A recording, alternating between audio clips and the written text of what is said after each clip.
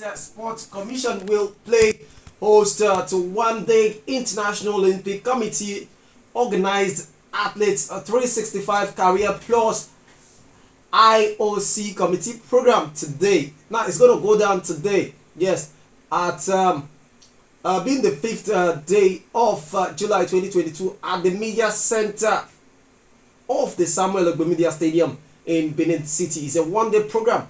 You want to know the details? Stick around on the show. We'll get you covered as far as sports generally is concerned. Now to the glass house. They say he who stays at the glass house should not throw stones to the glass house, because you can never tell if the stone will come right back at you, because it's not rosy at all at the glass house. Amaju Pinnick has hit the overdrive in his reaction to the presidential directive conveyed through the Honorable Minister of Sports, advising the Nigeria Football Federation, the NFF, to do the right thing by ensuring that the forthcoming election, scheduled to hold on September the 30th, should take place. Or else, stick around, you'll find out what will come later. And then the Nigerian Football League body, the LMC, yes, talking about the league management company, the LMC, has ordered remaining fixtures of the 2021-22 Nigeria Professional Football League season to be played simultaneously across all centers due to fairness and equity in the league. All of these and many more we'll discuss this evening on the second half of the show right here on Sports Avalanche. My name has not changed. I still remain Victor Charles, yes, very much in the building, and I still have the one and only Sports Dexter, Jerry Gemina, very much in the building, but this time around he's going to play from the back. He's going to support from the back. He was at the front earlier on the score, but this evening he's going to play from the back. He's going to sit behind the defense. Yeah, the DM role, the holding midfield role. Good afternoon, Charles. When you say I'm going to be playing from the defense line, I'm wondering, this is Sports Avalanche. We talk. That's I say Formula One. You want to put me at the back of the grid? You're going to sit. You want me to start driving behind? No, you're going to sit to cover the defense line for the hockey team.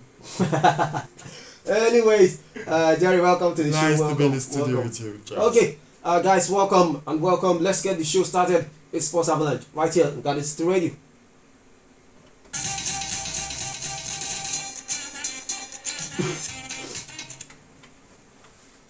Okay, we begin with the IOC, where the Edo State Sports Commission will play host to one-day International Olympic Committee organized athletes 365 Career Plus IOC Committee program today, being Tuesday, the 5th day of July 2022, at the media center of the Samuel Ogbe Media Stadium in Benin City, Edo State, Nigeria, from 9 a.m. through to 4 p.m. Yeah, that's the scheduled time for the event today. Now, the athletes representative program will attract about 40 participants drawn from all the Olympic sports in Nigeria through the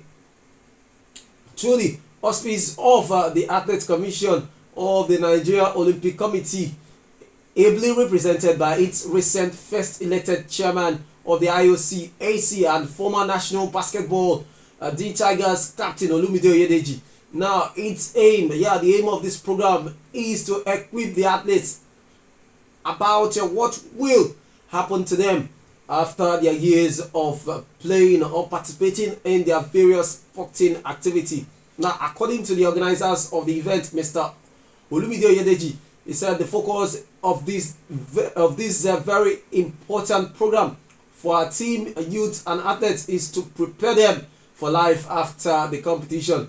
Now, the permanent secretary of the Edo State Sports Commission, Mrs. Sabina Chikwere, representing the chairman, noted that the social delivery was paramount to Governor Godwin Obaseki-led administration, as it would help to improve the lives and citizens, particularly women and children. And we have welcomed this program to Edo State at this particular point in time.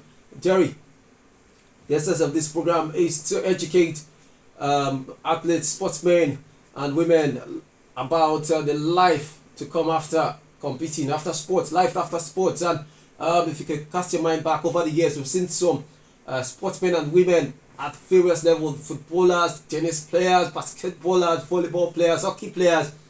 After their years of active sports, there's nothing to write home about. They go down to the drain and they start begging. These are guys that have controlled money, that have controlled wealth, they have touched lives during their years of playing, but there's nothing to write home about. And this man, Olumide Oyedeji, former player himself, being the chairman of the IOC committee here in Nigeria, it's just going back to give to players like him who are still in active sporting activity, to tell them, see, there's more after the court, there's more after the field of play, there's more after the basketball court.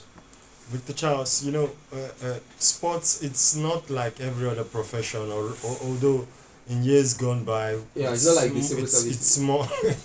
There's no pension coming for you. You understand? Your pension is what not just the civil service, not just the civil service. It's like if you're working in a bank, you understand? If you're working in a bank, you would get the opportunity of your salary being saved for you. Why? I don't think football, it's not designed like that. Maybe in the course of the years to come, maybe they would bring out a structure where monies can be preserved for them, because a lot of them suffer a lot. Like we could see the likes of Ronaldinho, Paul Gascoigne, a lot of them. Even our own Uruma had an issue where he was defrauded of some billions of naira. Pictures of him went viral on social media where he was looking tattered and the NFF had to come. You understand? So football, it's not... Even Emmanuel Eboué, if you can recall that yes, story. Emmanuel Eboué too. A lot of them. Several other players. You understand? But sport, it's not like every other field or sector where they get to plan for them. There's a structure. It's more like it's for entertainment and fundraising and money being exchanged through hands. So I think most times, and the problem is these athletes at most times, they do tend to forget themselves, because maybe when they vax themselves in the euphoria of the time, they tend to assume life would always be rosy, would continue the way it is, would always be, when they are earning £100,000 a week, they assume they would continue earning it till when they get to 60, forgetting the fact that the lifespan of a player, not just the player, the lifespan of everybody is, you get to a certain age and you start declining. That's why even in the civil service, at the time, some persons will be turned into pensioners, the new ones will be promoted, because it's a circle system. You understand? Life itself is a circle system. We come and we go. So they need to set up that structure. But I see it doesn't happen to the European players as much as it does to the Africans, and because they have a wall. Even at that, there's this structure they put out. I think it's the FA. There's this adage they say, that's why you see most of our players want to come play for the Three Lions of England. Because the moment you sign and put on that shirt of the Three Lions, even till you retire from football and you leave the game, they'll pay you till you die, till the day you leave this earth. That's when they'll stop paying you.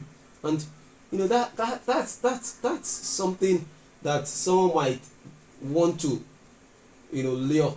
I want to lure somebody to that, because the money being spent around this business, it's huge. When you talk about FIFA, assuming I'm talking about FIFA and each federations from the countries.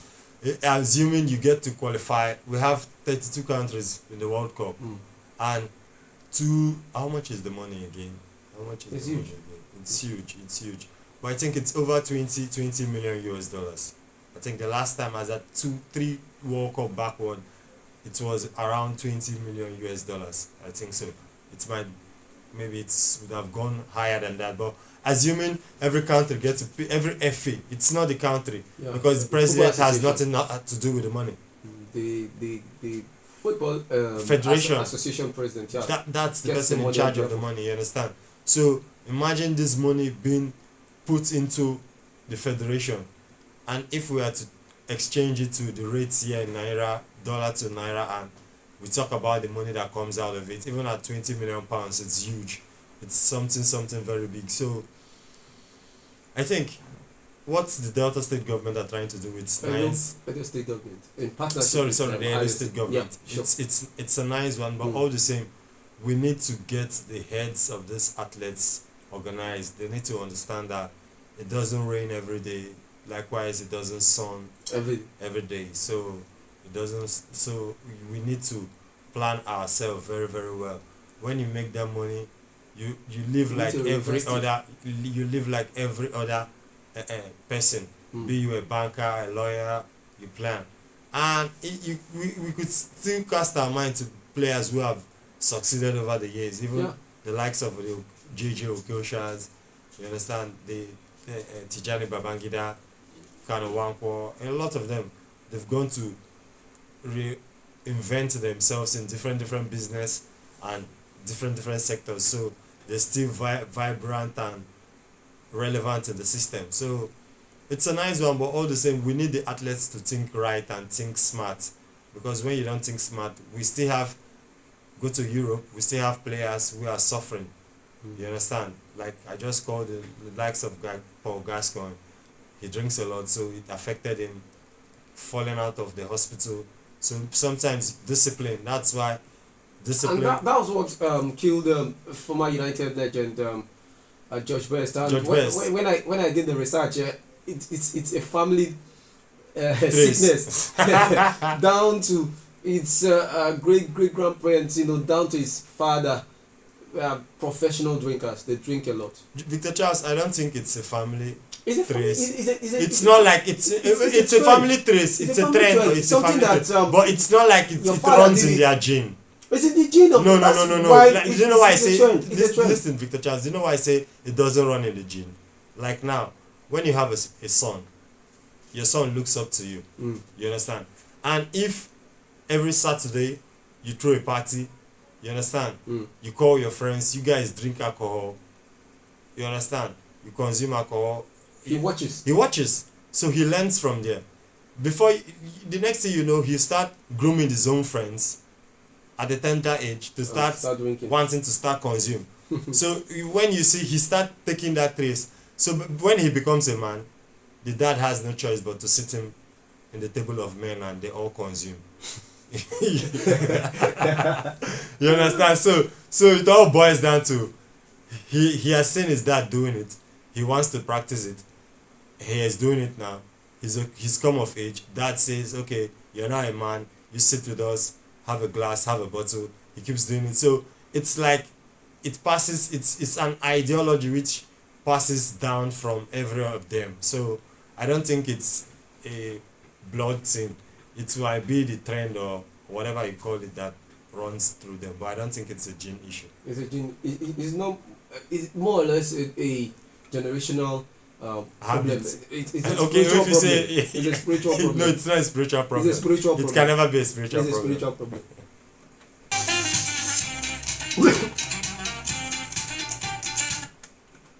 Let's go to the glass house. Okay. Amaju Pinnick has hit the overdrive in his reaction to the presidential directive conveyed through the Honorable Minister of Sports, advising the Nigeria Football Federation (NFF) to do the right thing by ensuring that on September the 30th the NFF elections holds and that the status is domesticated in line with the best practices. Pinnick is reported to be on a spending spree to tarnish the image of the minister and also undermine Mr. President's authority to speak about Nigerian football. Pinnick and the entire NFF have crowded media platforms attacking the directives of the directive and sponsoring. Now, defamatory publications against the minister for daring to advise and direct the Nigerian Football Federation (NFF) to do the right thing. Now, Amaju Pinnick, the outgoing NFF president, has embarked on a campaign of calumny against the sports minister to the extent of attacking President Buhari for approving directives to the Nigerian Football Federation to do the right thing.